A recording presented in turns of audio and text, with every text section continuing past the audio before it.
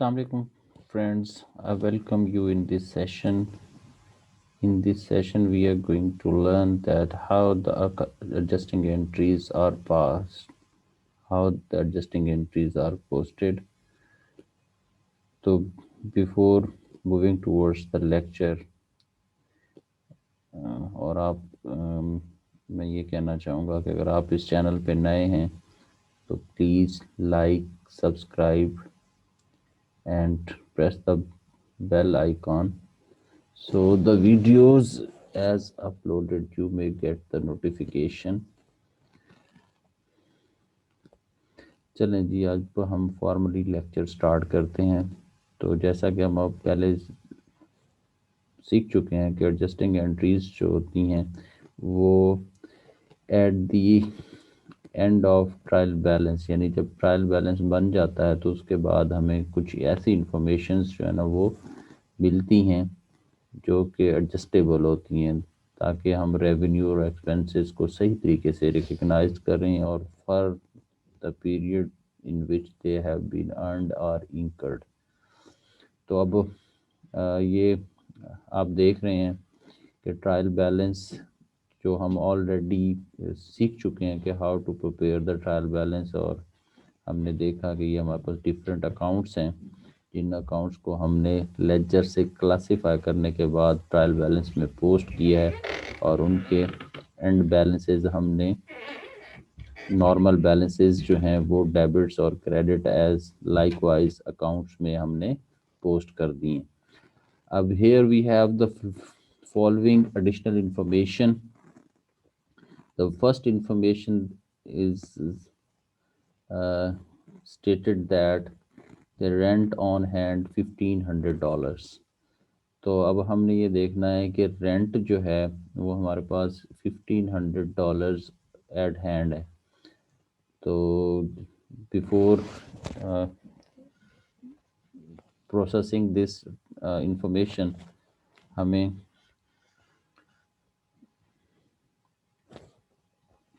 Start करना है कि ABC इंटरप्राइजेज, हम सबसे पहले उसका जो है ना ABC इंटरप्राइजेज जो हमारा बिजनेस सेपरेट ये बिजनेस एंटिटी प्रिंसिपल है गैप का, तो उसके अकॉर्डिंगली हमने उसका नाम लिखना है।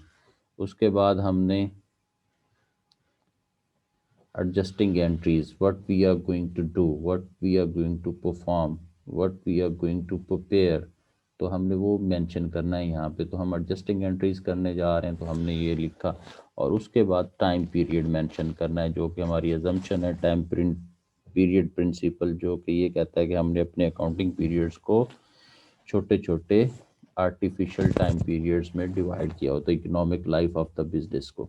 तो हमने for the month of January 2000 जो हमारा प्रीवियस केस था उसको हम कैरी फॉरवर्ड किए हुए हैं और हम यहाँ पे उसको लेकर के आ रहे हैं। और यहाँ अब हमने एक्सप्लेनेशन और लाइकवाइज हमने यहाँ पे डेबिट्स डॉलर, और यहाँ पे हमारा जो लेफ्ट कॉलम है वो क्रेडिट कॉलम है। तो अब हमारे पास रेंट ऑन हैंड है $1,500 का। तो अब जैसा कि आपको पता है कि हमारे पास प्रीपेड रेंट है 2000 का। प्रीपेड रेंट जो हमने एडवांस में पे किया था, तो अब फर्स्ट मंथ ऑफ हम इकोनॉमिक लाइफ का हमने कंप्लीट कर लिया हुआ, जो कि जनवरी 2000 है, और 31 जनवरी 2000 पे हमारे पास ये ट्रायल बैलेंस है, और उसमें प्रीपेड रेंट जो है वो 2000 का हमारे पास, यानी हमने रेंट एडवांस में। अब रेंट ऑन हैंड जो है वो 1500 है। इट मीन्स कि 500 जो है वो एक्सपायर्ड हो चुका हुआ है for the month of January. Other और जो रिमेनिंग पोर्शन है वो फिर फ्यूचर हमारा जो टाइम पीरियड है उसके लिए हम उसको यूटिलाइज करेंगे। तो 500 जो हैं वो क्या हो गए हुए एक्सपेंस में कन्वर्ट हो चुका हुआ है, जिसे हम यानी उसकी सर्विसेज जो हैं वो हम इंजॉय कर चुके हैं। अब वो हमारा एसेट से एक्सपेंस बन चुका है। प्रीपेड यानी हमने फ्यूचर में सर्विसेज लेनी थी, और एक्सपेंसेस जो होते हैं जो हम ऑलरेडी सर्विसेज इंजॉय कर चुके होते हैं, benefit has already been taken, तो इसलिए अब ये हमारा पोर्शन ऑफ एसेट जो है वो कन्वर्ट हो चुका हुआ है एक्सपेंस के अंदर, तो हम क्या करेंगे, रेंट एक्सपेंस जो है वो 500 से डेबिट करेंगे और प्रीपेड रेंट जो है वो 500 से हम क्रेडिट कर देंगे।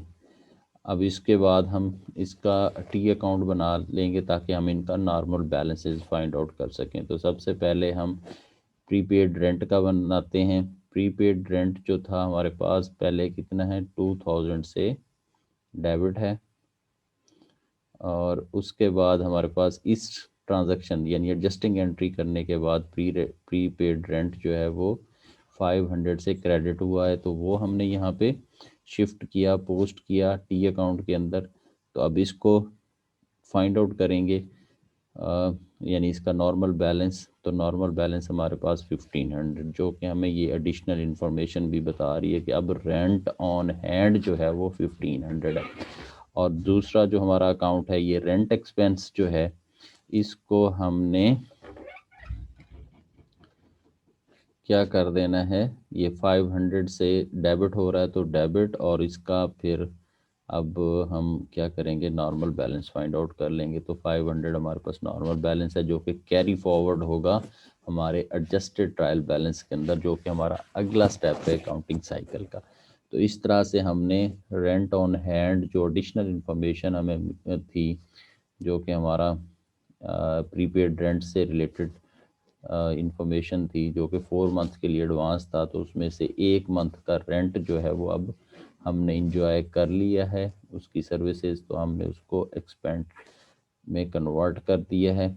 अब पोर्शन जो है यानी एसेट जो है अभी हमारे पास, यानी जिससे हमने फ्यूचर में बेनिफिट लेना है, वो अमाउंट $1500 है, और जो हमारी एक्सपायर्ड हो गई है वो $500 है। तो यहाँ पे ये हमारी ट्रांजैक्शन जो है वो कंप्लीट होती है। अब नेक्स्ट ट्रांजैक्शन जो है, बड़ी इंपॉर्टेंट बात जो आप लोगों के लिए वो ये कि कैलकुलेटर्स अपने उठा लें। कैलकुलेटर्स आपके पास होने चाहिए while you are listening this lecture. If you don't have a calculator, you would not understand how the calculations are being performed. So must have calculator in your hand. So to depreciate the office supplies and office equipment at the rate of 10% per annum. तो हमने office depreciation क्या होता है कि wear and tear expenses of assets due to utilisation, यानी कि assets को utilise करने की वजह से जो उनकी वैल्यू में कमी आती है उसको हम डेप्रिसिएशन कहते हैं। आसान लैंग्वेज में इसको समझाने के लिए मैं आपको एग्जांपल दूंगा, जैसा कि आप कोई एक 0 मीटर गाड़ी व्हीकल कोई ले लें जो कि अनयूज्ड होता है, वो आप किसी शोरूम से परचेज़ करते हैं। जब उसको परचेज़ कर लेते हैं और उसको तकरीबन 15-20 या 1 माह यूज़ करते हैं, तो क्या आपकी गाड़ी उस ओरिजिनल प्राइस पे बिक जाएगी जिस पे आपने उसको ख़रीदा था? नहीं, कोई भी आपसे ख़रीदने के लिए तैयार नहीं होगा, क्योंकि जिसको भी आप आगे फर्दर बेचेंगे तो वो कहेगा कि भाई आप इस गाड़ी को यूज़ कर चुके हो, तो मैं आपको इसकी ओरिजिनल कॉस्ट क्यों दूँ। नॉर्मली हम यही देखते हैं कि बहुत कम चांसेस होते हैं कि आपकी गाड़ी जिस गाड़ी पे आपने जितने में परचेज़ की है उतने में बिक जाए, तो ऐसा नहीं होता। यानी उसकी वैल्यू में कुछ ना कुछ कमी आती है। यानी अगर आपने 1.5 लाख में ख़रीदी है तो वो आपसे 1,40,000 या 1,30,000 में ख़रीदने को तैयार हो जाता है। लेट्स सपोज हम एग्जांपल देते हैं, तो अब वो 1.5 लाख में आपसे नहीं ख़रीदेगा, वो क्या करेगा, आपको उससे कम प्राइस या 1,45,000 या 1,40,000 या 1,35,000 या 1,30,000 में ख़रीदेगा। तो ये जो कमी आई है उसकी वैल्यू में गाड़ी की, वो उसकी यूटिलाइजेशन की वजह से कि आपने यूटिलाइज़ किए। तो इस तरह किसी एसेट की वैल्यू में जब कमी आती है तो उसको हम डेप्रिसिएशन कहते हैं। और इसी तरह किसी एसेट की वैल्यू में एप्रिसिएशन हो तो उसको हम एप्रिसिएशन कहते हैं, यानी कि वैल्यू अगर इंक्रीज़ हो तो, जैसा कि बिल्डिंग वगैरह या लैंड होती है तो उसकी प्राइस जब जैसे जैसे इकोनॉमिक लाइफ गुजरती जाती है तो उसकी वैल्यू बढ़ती जाती है, तो उसको हम एप्रिसिएशन जो है ना वो कहते हैं। तो वो आगे चल के कहीं हम उसको देखेंगे। तो फिलहाल यहाँ पे हमारा है कि हमने डेप्रिसिएशन को अंडरस्टैंड करना है कि डेप्रिसिएशन जो है वो decrease in the value of assets due to its utilisation, कि एसेट को यूटिलाइज करने से जो उनकी वैल्यू में कमी आती है उसको हम डेप्रिसिएशन कहते हैं।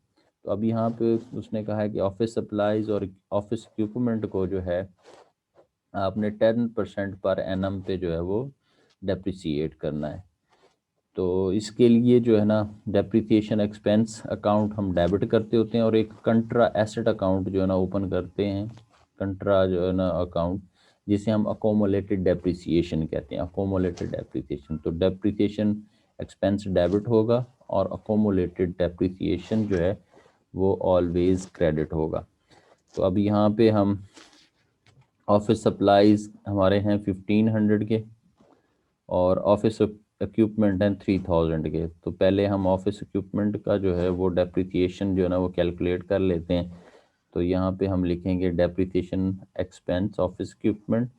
अब आपने 3000 का 10% कैलकुलेट करना है जो कि 300 बनेगा, और 300 को ये क्योंकि पर एनम है, सालाना है, तो ये सिर्फ एक मंथ के लिए हमने कैलकुलेट करनी है। तो फिर 3% यानी 10% आपने कैलकुलेट किया 3000 का, तो ये 300 बनेगा।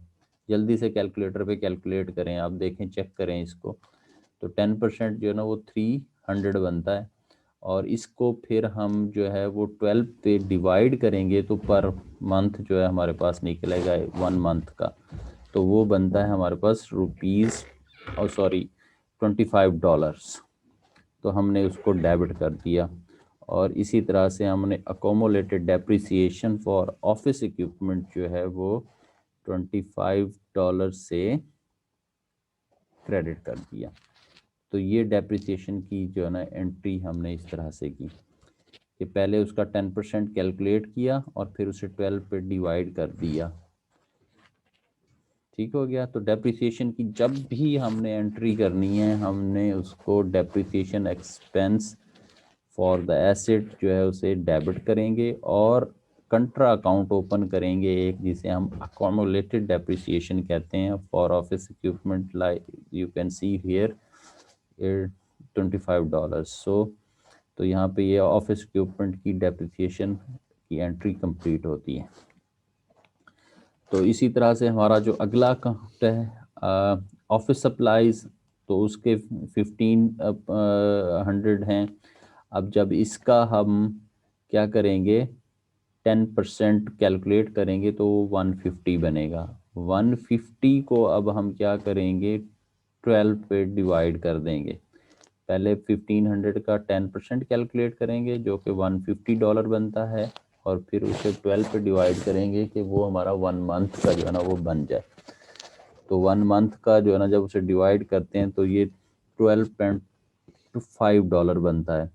तो अकॉर्डिंग टू मटीरियलिटी कॉन्सेप्ट जो हमारा के गैप है उसमें वो कहता है कि इममटीरियल थिंग्स को हम इग्नोर करेंगे। तो 12.5 बनता है, तो अब उसमें 0.5 जो है उसको हम इग्नोर कर देंगे। जो हमारा गैप का प्रिंसिपल हमें ये कहता है मटीरियलिटी के इममटीरियल थिंग्स को हम इग्नोर करेंगे। तो उसमें हम अब क्या depreciation expense office supplies for $12 debit and accumulated depreciation for कंट्रा account हमने ओपन किया, जो कि मैंने कहा है कि डेप्रिसिएशन एक्सपेंस जब डेबिट होगा तो उसके अगेंस्ट हमेशा हमेशा अकोमोलेटेड डेप्रिसिएशन जो है फॉर गिवन एसेट जो है उसको हम क्रेडिट करेंगे। तो 12 हमारा यहाँ पे भी क्रेडिट हो गया। तो अब हम इनकी भी क्या करेंगे टी अकाउंट बना लेंगे, ताकि जो नॉर्मल बैलेंसेस हैं फॉर द गिवन अकाउंट्स तो इनको हम जो है वो फिर फर्दर एडजस्टेड ट्रायल बैलेंस में शिफ्ट कर सकेंगे। तो हम सबसे पहले डेप्रिसिएशन एक्सपेंस का बना लेते हैं। तो डेप्रिसिएशन एक्सपेंस पहले कितना हुआ है $25 डेबिट हुआ है, उसके बाद फिर $12 से डेबिट हुआ है, और उसका नॉर्मल बैलेंस जो है हमारे पास अब यानी इसको सम करते हैं तो क्या हो जाता है $37 बन। तो डेप्रिसिएशन एक्सपेंस इन टोटल जो है वो हमारा $37 है। इसी तरह से हमारा अनदर जो कंट्रा अकाउंट है जिसे हम अकोमोलेटेड डेप्रिसिएशन कह रहे हैं, तो उसका जब हम बनाएंगे टी अकाउंट, तो अकोमोलेटेड डेप्रिसिएशन उसके बाद हमने यानी $25 से ये क्रेडिट हुई है, फिर $12 से क्रेडिट हुई है, तो नॉर्मल बैलेंस हमारे पास यहाँ पे क्रेडिट साइड पे इन टोटल जो है वो $37 आ गए हुए हैं। तो इस तरह से हमारे ये भी अकाउंट्स जो हैं वो कंप्लीट हो गए हुए हैं। तो हमने देखा कि किस तरह से हम डेप्रिसिएशन की एडजस्टिंग एंट्री करते हैं। तो must keep in your mind कि डेप्रिसिएशन एक्सपेंस की जब भी एंट्री करेंगे तो डेप्रिसिएशन एक्सपेंस डेबिट होगा और उसके अगेंस्ट हमने अकोमोलेटेड डेप्रिसिएशन कंट्रा अकाउंट जो है ना वो क्रिएट करना है और वो हमेशा क्रेडिट होगा फॉर द गिवन एसेट। तो यहाँ पे ये सेशन हमारा कंप्लीट होता है। फिर नेक्स्ट जो हमारी ट्रांजैक्शन है उसके साथ दोबारा हम कंटिन्यू करते हैं। Thank you.